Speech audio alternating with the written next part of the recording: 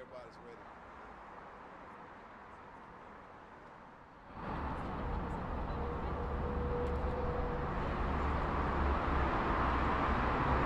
Do we need to come a little bit closer? We good. Vic, we good? Everybody's good? Because I can't hear because of the back noise.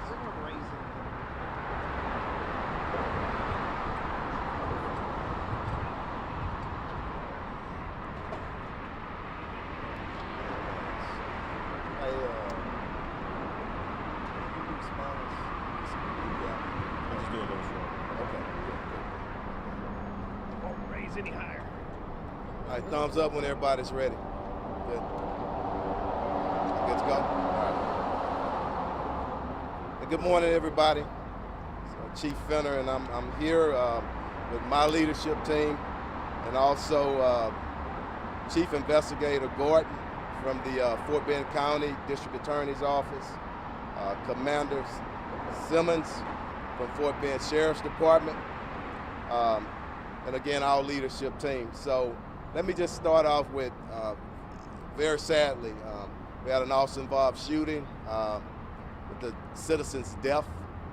And I want to start from the top, but before I start, I do, and I always speak to the human element. During the course of this incident tonight, the suspect was on the phone with his family members. They were here on the scene. And I asked that we pray for. I understand the mother was probably at home, a girlfriend, and I think his sister was here actually on the scene where everything ended. So we asked for prayers for that family and also our officers. A number of officers were involved. No officers are hurt. And I'll go over the information where they actually are assigned, but we had 7 officers involved. So we asked for prayers for everybody involved. So approximately just before 10 p.m. Last night, officers were at the Valero station in the 4000 block of Sanat. Officers observed an unoccupied vehicle. There was 2 guns, some type of assault rifle and a pistol, and also drugs in that vehicle. At that time, officers set up surveillance. Approximately 1:15 a.m., the suspect got into the vehicle and drove off. Officers tried to initiate a traffic stop. The suspect refused to stop. A pursuit ensued. That pursuit went through the west side of Houston for approximately 20 minutes. The pursuit came to an end right at the intersection of 59 and 90. The suspect at some point displayed a weapon and fired upon the officers. At some point, multiple officers engaged. Again, no officer hurt. One suspect is deceased. He was an African-American male, 27 years of age. So officers involved were 3 assigned to our gang units. 2 officers had 8 years of service, 1 24 years of service. 2 officers were assigned to West Side Patrol Division, 1 with 3 years of service, the other with 4 years of service. The final 2 officers were assigned to South Gessner Division. Both had 5 years of service. This criminal investigation will be headed up by DPS. Also, the Fort Bend Sheriff's Department will be investigating as well. Also with the Fort Bend County District Attorney's Office. HPD will do our own administrative investigation. The officers, per policy, will be put on administrative leave, and that's where we are right now. I want, if it's all right, Commander Garcia will just briefly translate in Spanish, and then we'll open up for questions.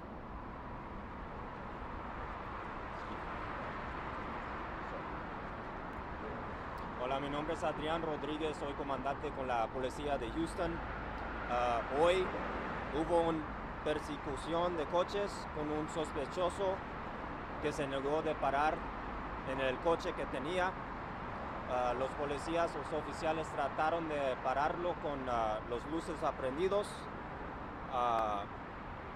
Duró más de 20 minutos persiguiendo el sospechoso que no paró por los policías, pero los siguió y falló el carro de él aquí en el 59 y aquí en el 90 que está atrás de nosotros. Hubo un intercambio de disparos con la policía y falleció el sospechoso. Tuvo 27 años de edad, era un hombre negro.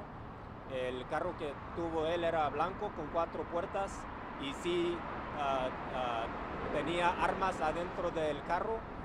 Era una pistola y un rifle que tenía ahí cerca de él cuando falleció. Y todavía está muy temprano, estamos investigando todo lo que está pasando. Todavía tenemos mucha información que vamos a anotar y esa información va a estar con ustedes más adelante. Es todo lo que tengo. Gracias. Hey, before I start, I did mention one agency, and I want to give thanks to Sugar Land Police Department for a lot of support out here, traffic enforcement, and to our citizens. Try to avoid this area. We're probably going to be extended scene for at least 2 to 3 more hours out here. So if you can take an alternative route, especially if you're coming down on the service road, on the freeway, you should be good. But let's open up for some questions. So I just want to be clear at the beginning, in terms of when they followed him, like he got in the car, they followed him, then they pulled him over. So they saw the guns and the drugs in the car with the window, watched him walk in, and then pulled him over later. Why didn't they just stop him at the gas station? Why did they talk to the suspect? Well, first of all, if a car is just sitting there with the guns in it, we got surveillance on it. You want to know if you got 2 guns in the car and you got drugs in it. If a suspect comes, you want to, stop that suspect and find out what's going on. Okay, it's just not normal to have 2 guns left in plain view with narcotics. So that's just part of our investigation. But if that did happen, we did put up surveillance. We didn't stop right at the gas station. You let him drive out. I imagine I wasn't over there. You try to get him away from other citizens, okay, for the safety. And it's a preliminary investigation. Things change, but we'll get those answers to you a little bit later. But that's what I'm. I was told they're in plain view. Drugs and narcotics. Yes. Yes. Yes.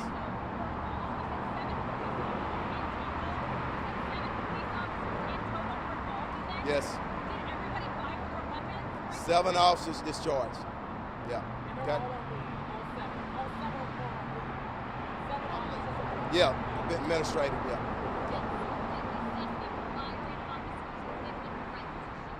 Yes. Suspect did fire. I'm not sure. That's part of the investigation, and like I said, it's important that we communicate to our public. It's preliminary, and things do change, but I can give you, he did fire. Our officers, we know that 7 officers returned fire. You referenced that he had the assault weapons and the pistol in the car. Do we know which weapon was used to fire? Not sure. That's part of the investigation. Go ahead, Nate. I think at some point officers on the scene, because family members came, and he was in communication with his family members. So, during the chase. Valero, the street, I'm sorry, the Valero. It's 4,000 block of Sinai. Was Sinai. there a reason, did he say why he didn't want to pull over? Does he have open warrants or something? I'm not sure. I want to leave that up and be respectful of Fort Bend County and the DPS on their investigation. Yeah. Did he shoot from inside the car or outside? I'm not sure. Okay. Any more questions? What happens next?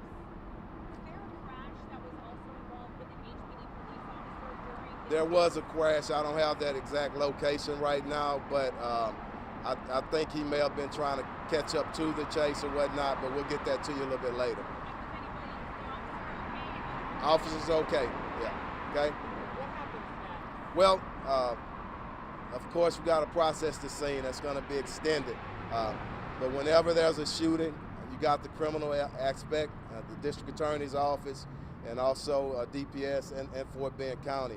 But also, whenever there's a shooting, each agency look at the incident critical, see what we can glean and what we can learn from training, things that we can share to other officers and other departments. I don't know, not this time. Okay, we good? Thank y'all very much, okay? All right.